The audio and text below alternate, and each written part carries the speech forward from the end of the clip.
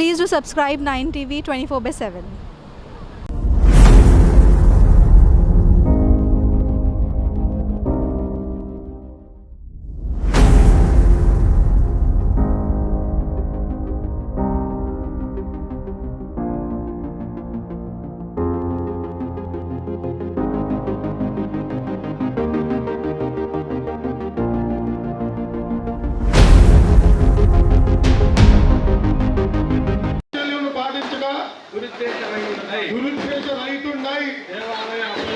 దేవాలయ అభివృద్ధియే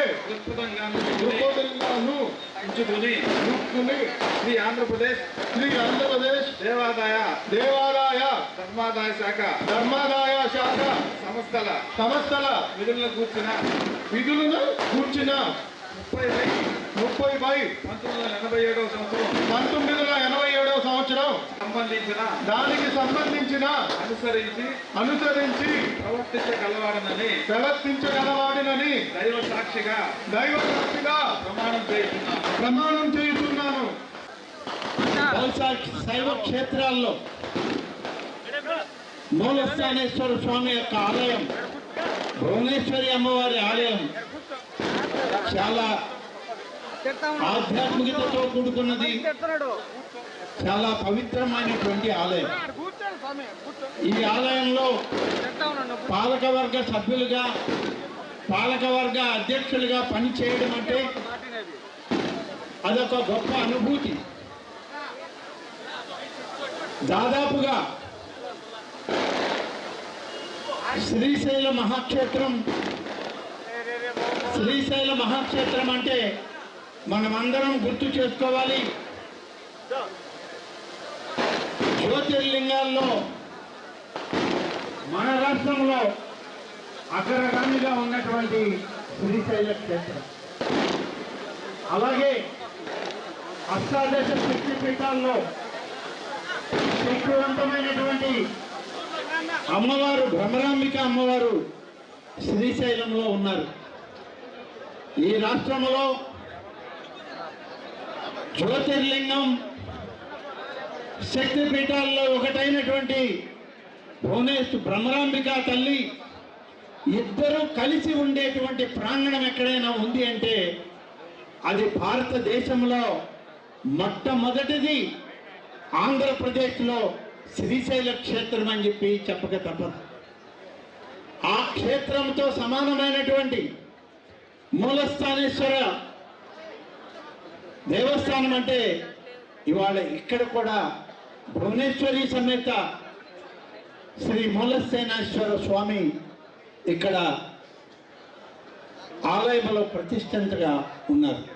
గోదావరి నదీ తీరాన ద్రాక్షారామం మరొక జ్యోతిర్లింగం, పిఠాపురంలో మరొక శక్తిపీఠం, ఎక్కడికక్కడ విడివిడిగా ఉన్నారే తప్ప అన్నీ కలిసి ఉన్నటువంటి ప్రాంతం ఒక్క శ్రీశైలం. శ్రీశైలంతో పాటి అనేక పూజలు అందుకుంటున్నటువంటి అంతే పవిత్రమైనటువంటి భువనేశ్వరి సమేత మూలస్థానేశ్వర స్వామి ఆలయం అంత ప్రత్యేకత ఉంది ఇక్కడ అని చెప్పి చెప్పాల్సినటువంటి అవసరం ఉంది. అందుకనే ఈ రాష్ట్ర శైవ క్షేత్రాల వివరాలను ఇక్కడ మీ అందరి ముందు చెప్పడం జరిగింది. శ్రీకాళహస్తి, శ్రీశైలం, కోటప్పకొండ 3 ఎక్కడికి వెళ్ళినా ఒక్కటే ప్రభుత్వ విధానం. సామాన్య భక్తుడికి పెద్దపీట వేయడమే మా లక్ష్యం. పాలకవర్గం సేవలు అందించడానికే పాలకవర్గం, కానీ సేవలు అందుకోవడానికి కాదని మాత్రం ఈ సందర్భంగా చెప్పాల్సినటువంటి చెప్పిన పరిస్థితులు కూడా ప్రతి ఆలయంలో ఉన్నాయని చెప్పి మీకు మనవి చేస్తాం. పాలకవర్గం కూడా సేవకులుగా మారండి. మహాశివరాత్రి పర్వదినాన్ని వైభవోపేతంగా జరిపించండి అని చెప్పి రాష్ట్ర ప్రభుత్వానికి ఈ శైవ క్షేత్రాల పట్ల, ఈ యొక్క ఆగమ విధానాల పట్ల బాగుంది అని చెప్పి ప్రజల దగ్గర నుంచి మంచి పేరు సంపాదించుకోవడానికి మీరు కూడా నిమగ్నం అవ్వండి, పని చేయండి అని చెప్పి ప్రతి ఒక్కరిని ఈ సందర్భంగా కోరుకుంటున్నాను. ఈరోజు ప్రమాణ స్వీకారం చేసినటువంటి అజయ్ యువకుడు, ఉత్సాహవంతుడు. ఆయన టీం అంతా కూడా మంచి దీక్షా దక్షతలు కలిగినటువంటి వ్యక్తులు. కాబట్టి ఆలయంలో ఏ విధానంగా మనం నడుచుకోవాలనే విషయంలో అందరూ కలిసి పనిచేయండి. యొక్క భువనేశ్వరి సమేత మూలస్థానేశ్వర స్వామి యొక్క ఆశీస్సులు పొందండి. అలాగే అధికారులకు కూడా నేను మనవి చేస్తున్నా, ఈ ఉత్సవాలు మొత్తం ఆగమ పండితుల అధీనంలోనే గర్భగుడి అంతరాలయంలో పూజలు జరుగుతాయి. ఏ సందర్భంలో కూడా దేవాదాయ శాఖ అధికారులు ప్రమేయం పెట్టుకోవద్దు. ఇది ఈ ప్రభుత్వం యొక్క నిర్ణయం. ఇప్పటికే మీకు ఎస్ఓపీలు ఇచ్చాం, ఎస్ఓపిని అమలు చేయండి. స్టాండర్డ్ ఆపరేట్ ప్రొసీజర్స్ మీకు ఉన్నాయి. ఆ ప్రొసీజర్ ప్రకారం కేవలం ఆగమ పండితులు, ప్రధాన అర్చకులు, ఇక్కడ ఉన్నటువంటి అర్చక స్వాములు, పండితులు వాళ్ళ యొక్క ఆగమ శాస్త్రాల ప్రకారం, ఆగమ ధర్మాల ప్రకారం ఇక్కడ ఉన్నటువంటి పూజాది కైంకర్యాలను నిర్వహిస్తారు. ఆ నిర్వహించేటువంటి సందర్భం కూడా, ఆ సమయం కూడా వాళ్ళే నిర్ణయిస్తారు. నిర్ణయించిన సమయం ప్రకారమే మీరు పాంప్లెట్లు వేయండి, మీరు ఇన్విటేషన్లు ఇవ్వండి. విఐపీలకి, వివిఐపీలకి, ఇంకెవరికైనా సరే ఆ సమయాన్ని కేటాయించండి. దాన్ని ముందే ప్రచారంలోకి తీసుకురండి. తీసుకొచ్చి ఆగమ పండితులు ఇచ్చేటువంటి సమయాన్ని బట్టే మనం ఇక్కడ పూజాది కైంకర్యాలు చేయాలి అని చెప్పి, సేవల్లో మనం ముందుండాలి అని చెప్పి అందరికీ తెలియజేస్తూ, భారతదేశంలో హిందూ సాంప్రదాయాలు, ఆగమ శాస్త్రం, సనాతన ధర్మం, ఆచారాలు ఇవన్నీ కూడా మనకి మన పూర్వీకులు, పెద్దలు అనేక వేల సంవత్సరాల క్రితం మనకిచ్చినటువంటి ఒక భవిష్యత్తు. ఆ భవిష్యత్తుకు అనుగుణంగా మనం ఇవాళ ముందుకు సాగుదాం. శైవ క్షేత్రాలన్నీ నిరంతరం కళకళలాడే విధంగా రాష్ట్ర ప్రభుత్వం మీకు సహకరిస్తుంది. మీరు అదే విధంగా పని చేయండి, సేవ చేయండి అని చెప్పి కోరుతూ సెలవు తీసుకుంటాను. జై హింద్. సమేత మూలస్థానేశ్వర స్వామి టెంపుల్ యొక్క పాలక మండలిలో చైర్మన్గా ప్రమాణ స్వీకారం చేసిన అజయ్ కుమార్ రెడ్డి గారికి, మరియు సభ్యులుగా ప్రమాణ స్వీకారం చేసిన శైలజ, సుధీర్ గారికి, లీలా, ఉషారాణి, హేమచంద్ర, నరేంద్ర, పోలమ్మ, రాజకృష్ణ, శ్రీకృష్ణ, విజయం, వీళ్ళందరికీ నా యొక్క శుభాకాంక్షలు.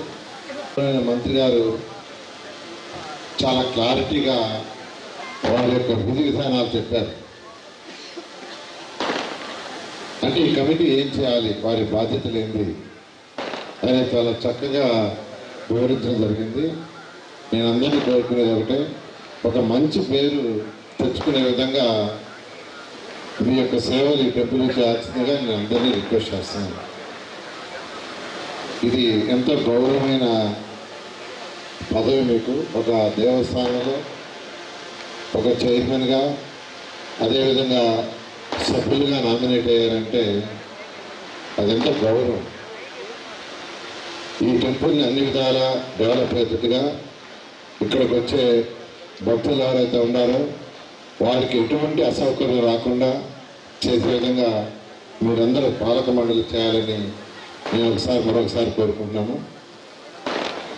అదేవిధంగా ఈ నెల 10వ తేదీ నుంచి 22వ తేదీ వరకు బ్రహ్మోత్సవాలు ప్రారంభమవుతాయి. 15వ తేదీ శివరాత్రి, 17వ తేదీ రథోత్సవం ఉంది. భక్తులు అధిక సంఖ్యలో వస్తారు కాబట్టి వారికి ఎటువంటి ఇబ్బంది లేకుండా అటు అధికారులు కావచ్చు, పాలక మండలి కావచ్చు, అన్ని జాగ్రత్తలు తీసుకోవచ్చుగా నేను రిక్వెస్ట్ చేస్తున్నాను. మున్సిపల్ శాఖ కానీ, ఎలక్షన్ డిపార్ట్మెంట్ కానీ, అదేవిధంగా పోలీస్ డిపార్ట్మెంట్ కానీ, అన్ని డిపార్ట్మెంట్ కూడా వారికి అన్ని విధాలా సహకరించాల్సిందిగా కోరుకుంటున్నాను. అదేవిధంగా 2014-19లో నేను ఇదే మున్సిపల్ శాఖ మంత్రిగా ఉన్నాను. అప్పుడు ఈరోజు ఇక్కడికి వచ్చినప్పుడు పక్కనున్న కోనేరు చాలా భయంకరంగా ఉంది, మీకు అందరికీ తెలుసు. ఆ రోజు ఇక్కడ ఉన్న భక్తులు కావచ్చు, స్థానికులు కావచ్చు అడగటం, దాని వెంటనే 6,40,00,000 యాక్చువల్గా దాన్ని ఎంతో చక్కగా తీర్చిదిద్దాం. ఈరోజు మనకు ఎండోమెంట్ మంత్రిగా గౌరవనైన రామనారాయణ గారు ఉన్నారు. నెల్లూరులో ఉన్న టెంపుల్స్ అన్నిటినీ, టెంపుల్స్ కావచ్చు లేదా ఎండోమెంట్కి సంబంధించిన ఈ యొక్క సత్రాలు కొన్ని ఉన్నాయి. వీటన్నిటి కూడా వారి యొక్క సహకారంతో అన్నింటినీ డెవలప్ చేస్తామని తెలియజేస్తూ మరొకసారి ఈరోజు ఎవరైతే ప్రమాణ స్వీకారం చేశారో ఆ కమిటీ సభ్యులందరికీ నా యొక్క శుభాకాంక్షలు. Thank you.